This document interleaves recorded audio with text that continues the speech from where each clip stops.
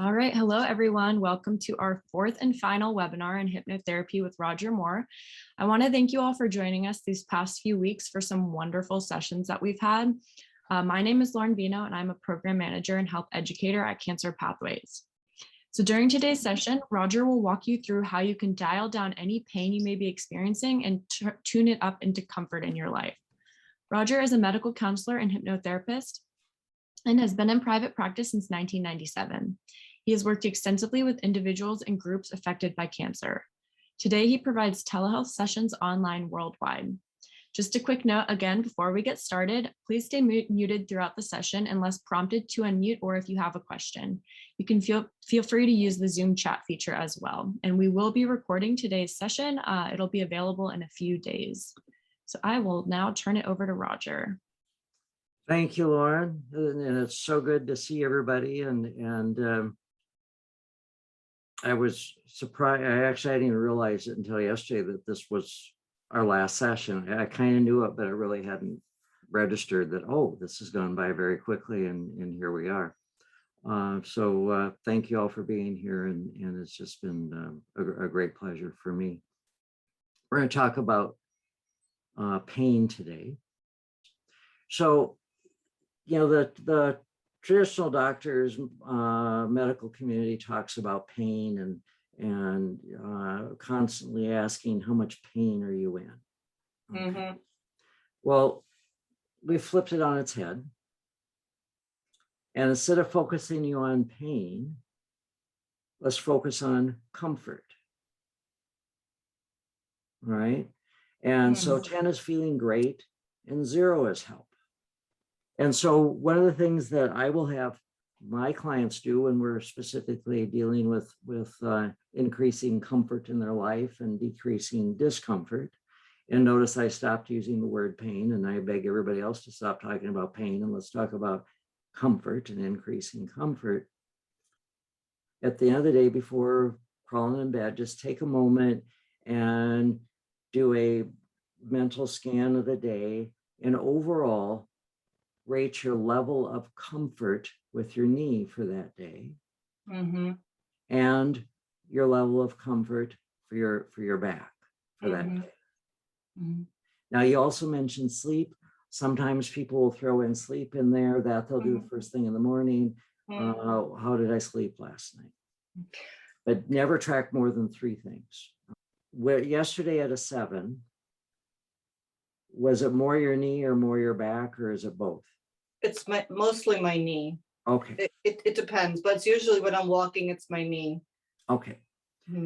So just, and folks, you can do this if you want to play along. It's what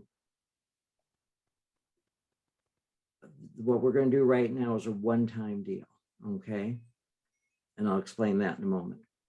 But right now, Michelle, when you reflect back on coming home yesterday and you were at a 7 in terms of the traditional pain scale, can you, if that 7 in your knee had a color, what color would it be? Bright orange. Okay. And is it hot or cold, neutral? It's hot. It's hot. Does it have a shape? It's like a tight fist. And big, small? I would say it's a medium size. Okay. And any texture to it? It's kind of round and lumpy, like a lumpy kind of a, yeah, that first comes to mind. And any other way of any other descriptors? Swollen.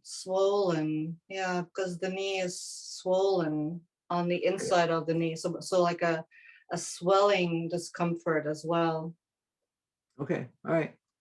And so Michelle, can you imagine that there you are yesterday coming home, and that me that was at a 7, that orange becomes red, it becomes hotter, the fist gets tighter, it gets larger in size, it gets lumpier, and it gets even more swollen. And as you do that, what happens to the level? Well, the pain would get worse. I mean, the more that I focus on that, the more the pain gets worse. Okay, so you never have to do that again, because if you can turn it up, obviously you can turn it back down. Okay, so I'm just doing that for demonstration purposes. But can you imagine that red becoming back to orange and getting smaller and cooler and smoother and less swollen as it becomes yellow, just a warm, sunny day yellow, smaller, cooler, smoother. It becomes the most beautiful mountain meadow green, smoother, smaller, cooler,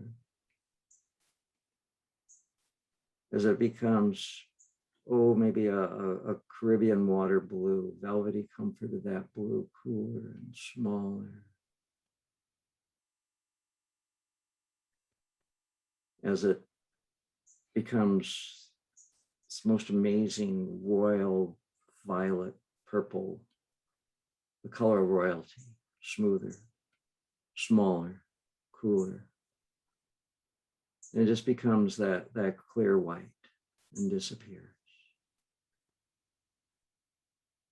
What you did there was take the colors of the rainbow: red, orange, yellow, green, blue, purple, white, and just move through that. Okay. You absolutely can also do the same thing with tinnitus. You can do the same thing with anger, hurt, fear, sadness, or racing thoughts or whatever. You can take yourself through the rainbow and get to that place of feeling great. So not only can you use the rainbow and the comfort scale on physical pain, you can use it on tinnitus and other types of things. But any of these tools, the self-hypnosis, at night, Michelle, give yourself the suggestion that I wake up in the morning hearing the natural sound, wonderful natural sounds of life. Okay. And it sounds like this has gone on for a long time, so it's become hardwired. It's become, from a neuroplasticity standpoint, hardwired. Yes. And what we know is that at any age, we can fire and wire new neural pathways. And when we stop firing these, they will literally separate. And neuroscience tells us we create a whole new genetic expression. Okay. Yeah. Based on what I've heard, I think you can be successful at learning how to dial it down or shut it off. It was a year ago in July. I had rotator cuff surgery. And the year before that, I'd been hit by a car riding my bike. And it was fascinating to me by how much the surgeon just kept talking to me about the importance of managing my pain and about how much pain I was going to be in and about how I had to stay ahead of the pain. And anybody that knew I was getting surgery said, "Oh, that's going to hurt." And everyone just kept telling me over and over and over, this was going to hurt. And then after surgery, people would ask, well, how is the pain? How much pain are you in? How is your pain? Does it hurt? And my response was, no, it's just not an option. I'm not going there. Okay. And I didn't take any medication. I shouldn't say that. That's not quite true, but he was very adamant that I had to get a prescription of Oxy.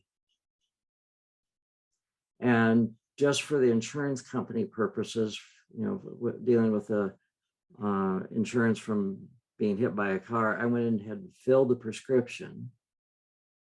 But the full bottle is still sitting there. Okay. Untouched. I've never been opened. But the surgeon kept going on, you have to stay ahead of the pain, because if you reach that 10, you're in trouble and you can't come back, or it'd be more challenging to come back. And I just kept telling him, well, I'll use my self-hypnosis and I got this. I did take a prescription ibuprofen, I think it was, that was stronger, mostly to keep the swelling down. And I did that for 1 week. And that was the end of it. Okay. Did I have discomfort? Yeah, from time to time. If I would forget what I was doing and reach, yeah, I had discomfort. Pain has a purpose. Okay. And one of the things that I asked Michelle when we first started was, have you been to a doctor? Is this being looked at? Okay. Pain has a purpose. Its purpose is to get your attention. When the smoke detector goes off, it gets your attention. You put toast in the toaster, you burn the toast, the smoke detector goes off, you pop out the toast, you open the doors and windows, fan the smoke detector, do whatever you need to do to get the thing to shut off. But you've attended to the cause. Michelle's attending to the cause. The smoke detector does not need to continue blaring. Imagine what it would be like to take the toast out of the toaster and have your smoke detector blare at you 24/7, day after day, week after week, month after month, year after year. That gets to be crazy making. Creates a lot of stress. It's a lot of anxiety. But right now, especially sitting there, that pain serves you no purpose, right? Now, if you said, you know what, New York Marathon's coming up in a week or two here. I'm going to go run the marathon. And you head out the door, put on your sneakers and head out the door to do a 30-mile run. Your knee should be screaming at you, saying, stop it, don't do this, don't hurt it more. Okay, that is a useful purpose of pain. Okay. I did more overhead lifting yesterday than I was supposed to have done. And because I'm not supposed to do any, okay. By the end of the day, yesterday, my shoulder from lifting stuff up here and bringing heavy stuff down was a little tender last night. It was saying, you're pushing it, don't do that. Okay. And my job is to pay attention to that and stop doing those things. And hopefully I don't have to do that now. I don't know about you folks, but I don't want to spend my time talking about my pain. Okay. That's just not how I choose to spend my time and what I want to think about. Now, I know lots of people, a lot of them are my clients, who love to talk about their pain or their illness, their disease. And it's like, it's almost a badge of honor. One of the things that I may have mentioned this before, but in fact, I'm pretty certain I did, maybe in the very first session. Please never, ever, ever talk about my pain. or my cancer, or my discomfort, or my cold, or any of those things, because I certainly don't want to own it. It's not something precious and something I want to cherish and hold on to. No, I don't want it. I don't want to claim it as mine. Okay. Talk about the discomfort, the disease, the illness, the cancer, the whatever, the head cold that you might have. But when you add the word, put the word the to it instead of my, you've already separated from it. You've objectified it. You've taken it from in here and put it out here. And you've already created some distance with it. And now you can start playing with it. You can start dialing it down. What I usually start with clients and always with myself is going through the various modalities of the discomfort. Pretty much what I just did with Michelle, of going through the rainbow, going through the various colors, going through hot to cold, size, shape, all of those things, changing those modalities. And remember, there's the 5 basic modalities of what you see, what you hear, what you smell, what you taste, kinesthetic, external, and that the tabletop here, the desktop here is hard and my chair cushion is soft, and internal, oh, that's a warm, wonderful, fuzzy feeling. Okay. We have all those modalities that we can play with. Pain is often referred to as a perception of stimuli. And there's both the physical stimuli as well as the mental emotional stimuli.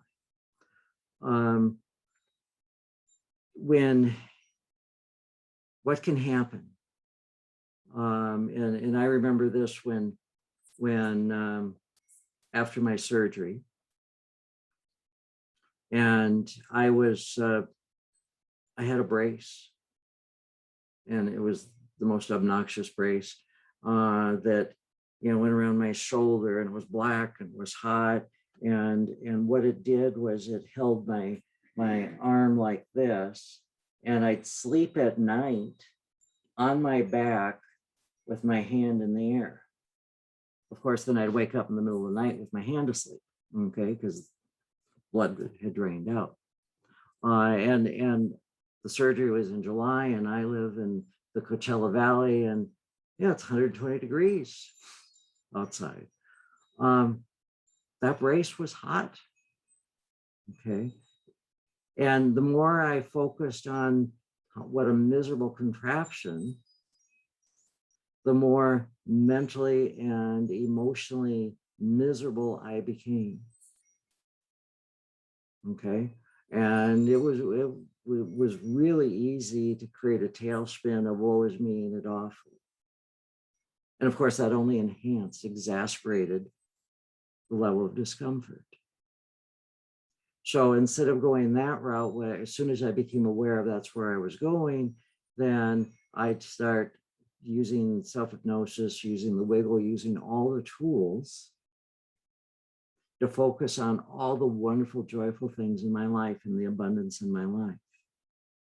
I was able to, at that point, start focusing on this contraption instead of calling it stupid. I'd start talking about this I forgot the exact word I used, but it was a healing something that promoted and supported healing. And it helped me sleep comfortably through the night and supporting my arm in health and wellness and healing. Those were the types of messages I would repeat over and over and give to myself. And yes, there were those moments of where,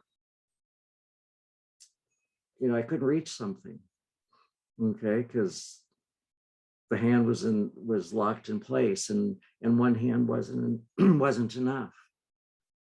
Or there'd be, I'd have an itch. Well, I couldn't get to it.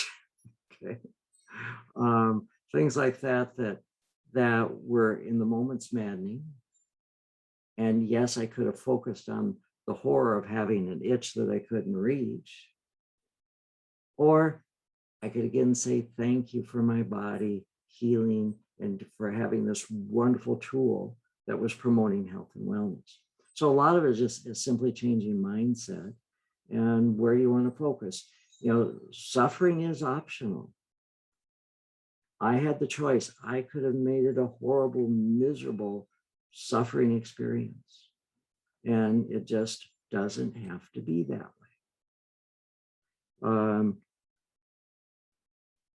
Neck issues going on. And Friday I had an MRI. And it was in the tube for about 20 minutes or so. And the biggest thing, it was cold. It's always so bloody cold in there. And I had forgotten to, I had a t-shirt on and shorts and wasn't thinking. But they covered me up in a blanket and I was able to warm myself up laying there. And I went to the beach and little disgusted because twice during the MRI, if you've ever had one, the loud banging and clanging and all that stuff going on, twice I snored and woke myself up and was more perturbed about my snoring waking me up than because the sounds were gone. I had totally forgotten about it. Okay. These are things that you can learn to do using self-hypnosis, changing your perspective. And one of my clients is a drummer in a rock band. And he was totally freaked out because he had to go have an MRI. And didn't want to be in the tube and was concerned about all the banging and noise. And I said, hey, you're a drummer. So every single one of those bangs and clangs that you hear is the beats of the drums and the percussion instruments. What's the music that you're creating with your band? And he went in there and rocked out and was shocked that his time in the tube went by so quickly.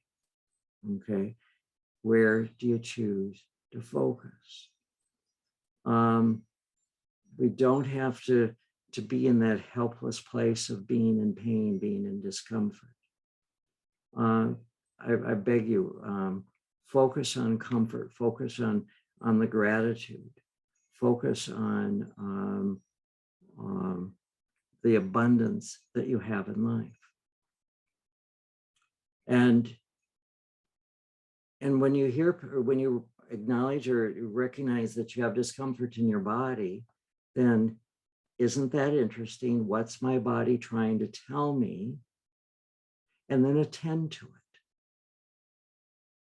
When the other day, I was out in the garage and trying to finally getting stuff out of the garage and doing the last couple things to get the car back into the garage, which I did.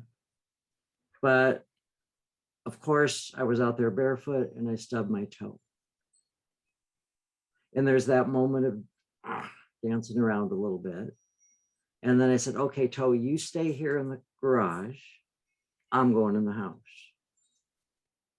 And it was like, okay. There was that disassociation, little to no discomfort. When I do long bike rides, long as in like a century, 100-mile bike ride. Got one coming up in Tucson weekend before Thanksgiving. Generally what I'll do is I'll pull up to the parking lot of the event in my truck, and from my body, my truck seat is the most comfortable seat in the world. Feels good. I shut off the truck and I just sit there for a moment and say, okay, but I'm going for a bike ride. I'm going to have great fun today, but you get to stay here in the truck comfortably. I'll be back later this afternoon and pick you up. And I get on my bike and take off, and throughout the day, as I'm riding, I may stand and stretch a little bit, or I'll have this giggle of, oh yeah, my butt is in the truck, resting comfortably. And I don't have the agonizing pain that some people experience from riding a bike that long. You know, I've heard some people refer to it as feeling the seat post in the back of their throat. I just don't do that, okay? Because I'm focused on having too much fun riding my bike. So the question is, where are you going to focus? Do you focus on feeling miserable and hurting? Or do you direct your attention somewhere else? Remember that suffering is optional, okay? That when we, hit our funny bone and there's that surge of discomfort through the body, there's that acknowledgement of that hurt. And then we can either go on and on and on and on about how horrible it is, or we can simply acknowledge that hurt and get on with life. But I must emphasize again the importance of paying attention to your body. And this is a personal example of what not to do. Being really, really, really good with my own pain control. My shoulder, that was this shoulder. Actually, it was both shoulders, but it was hurting. But I'm really good at pain control. So I'd go in the gym and I'd lay down on the bench and I'd grab the barbell or the dumbbells. And all the time I'd have my shoulders above my head or some other technique, and was very, very effective at being able to lift weights, do these things with zero discomfort. But what I wasn't paying attention to was the damage I was doing to my body. Okay. And then came the day that I woke up and to go to the gym, and I went in the bathroom and picked up my toothbrush and thought I was going to brush my teeth, and I couldn't get the toothbrush up to my mouth. And almost was as bad was when I couldn't lift the coffee cup. I had to do things like this, had to brush my teeth like this. It took about 2 years of healing recovery, and it's still not back to what it was. Okay. That's being stupid and foolish. Okay. Never ever use pain control techniques to continue doing what you shouldn't be doing. Okay. When you have discomfort, stop doing what causes the discomfort. Okay. Go see your doctor, go see your chiropractor, go see whoever it is you work with, your acupuncturist or massage therapist, whatever it is.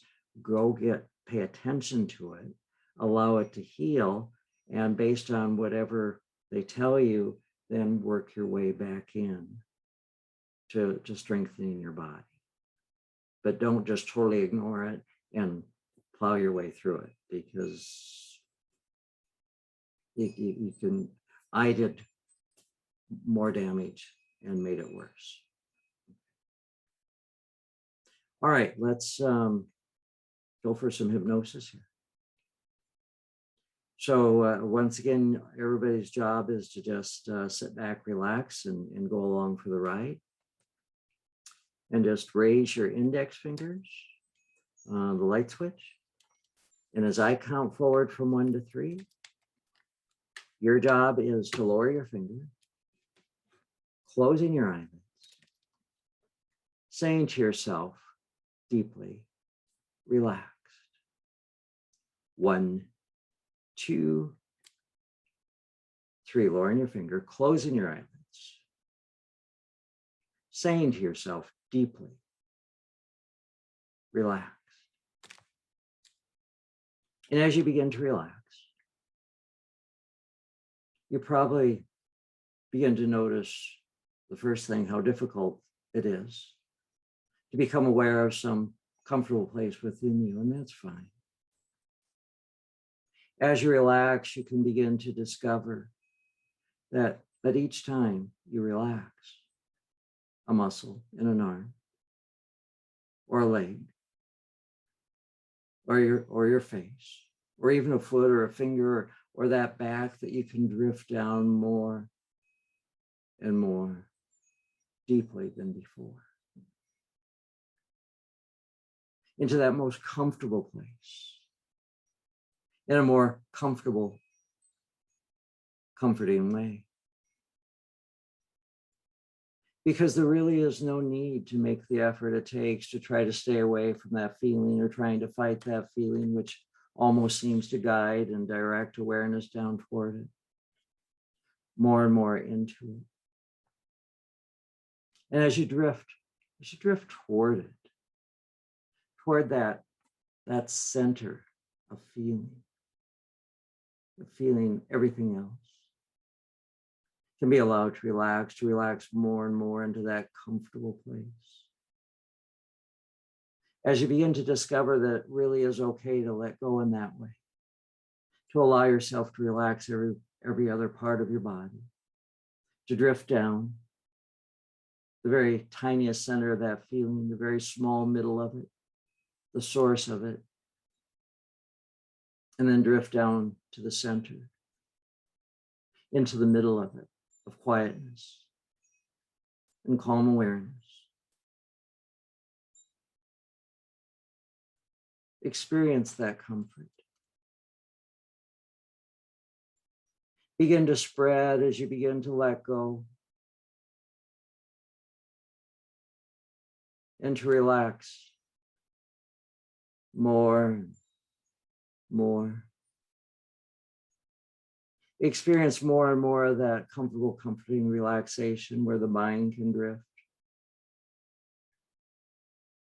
the way the waves drift, and the mind becomes smoother and smoother, able to absorb events easily and comfortably, to become absorbed in thought and images. As the mind reflects the clear wonder of a young child, watching a flock of geese as they soar across the sky and fly into the mist. The rhythm of their sound becoming softer and softer, as soft as the down in a pillow in a place where you rest and relax, a most comfortable place for a child to relax and to drift in dreams through the mind, protected and safe, where letting go allows the flow and the soft floating upwards, where the mind drifts free of things far below, and it seems to soar in a sky as clear as glass, so smooth and clear that it disappears when you look at it. And what appears instead is a deep blue shine of the warm, soft sun. A star far beyond that reaches out and provides the warm, soft, comforting light as you drift down and experience the comfort and learn to feel the sound sleep that your subconscious mind can provide to you whenever you relax.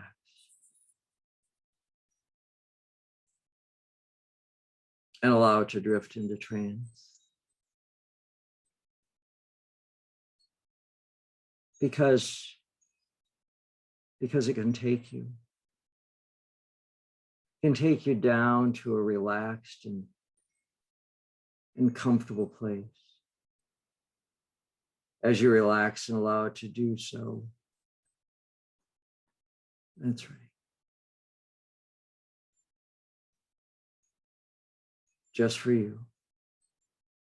that relief and relaxation, that drifting down through which comes to you whenever you allow it to. Just as that drifting upwards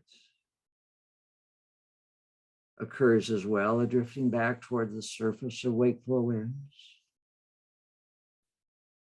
as your subconscious mind reminds you. You can drift up and you can drift right back down again into that soft, comfortable awareness. That's right.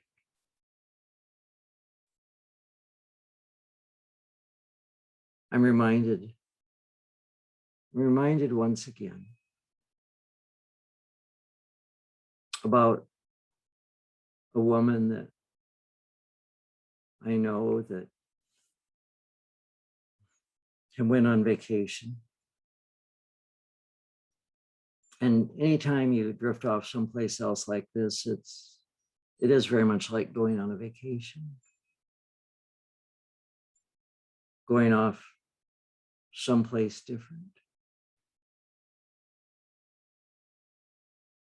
You experience different things.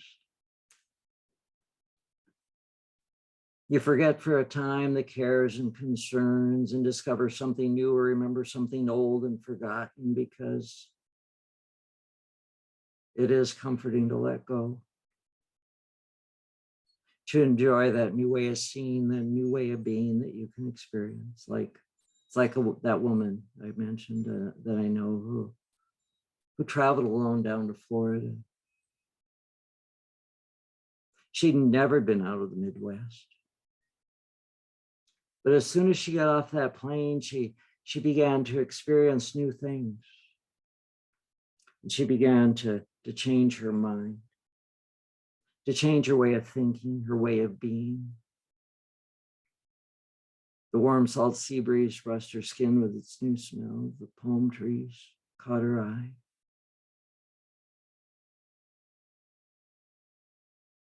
The sand glistened in the sun, and she felt strange, alive and alert to every new thing, new sights and sounds and smells, new ways of doing things. She walked on the beach where she stopped and talked to many new people from many different places. And she felt her world, her inner world expand as she became aware of how much more there is than she knew before. She saw every detail of every shell, plant, and form of every brightly painted home. She began to make friends. People from all the world with new ideas, new ways of speaking, new places to show her, new experiences to share. The shy Midwest farm girl had her eyes opened, her mind open to a whole new world, because everything was so different. She couldn't ignore it. She couldn't deny it. Even while swimming in the ocean, she continued to learn that things are not always what they seem, or they may seem to be one thing, but turn out to be another, like the strange things she felt as she walked through the water. And her mind could only imagine what lurked beneath the surface, tickling her feet, wrapping around her legs with strange and frightening sensations. But when she really looked to see what was there, it was beautiful seagrasses rolling with the waves and soft fern mosses. Not the stuff of her imagination, not what she had feared, but just something wonderfully new, like the new thoughts she had. The new feelings she felt as she relaxed on the beach and let her mind go, let her mind wander deep down below where things go overlooked or ignored or unused. Those deep down thoughts began to bubble up, to drift up into her awareness.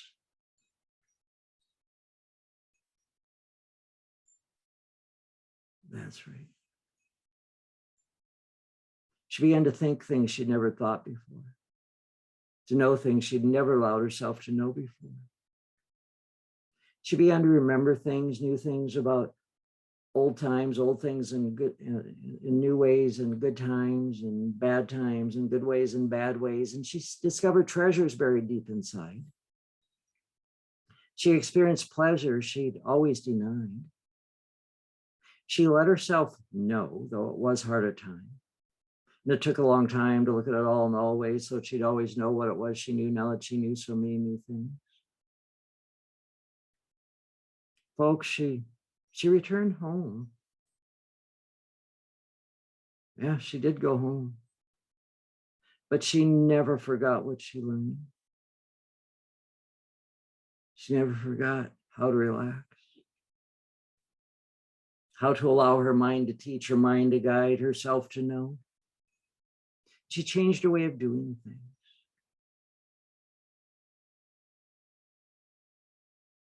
She returned home. But she stayed on that vacation as well, just as you can stay relaxed, comfortably relaxed,